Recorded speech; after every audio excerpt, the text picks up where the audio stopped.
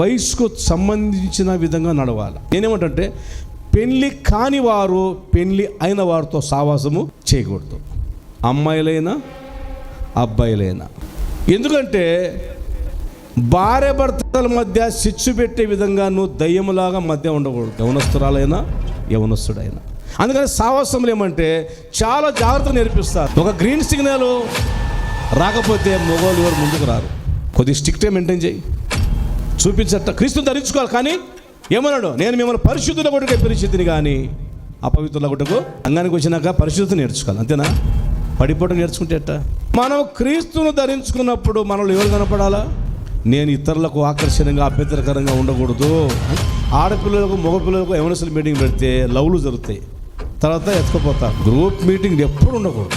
Group meeting ఏం చేస్తాయంటే ఆ సంభాషణ మీ పిల్లలను కుటుంబాలను ధ్వంసం చేస్తాయి, చిన్న పిల్లలు నాశనం చేస్తారు.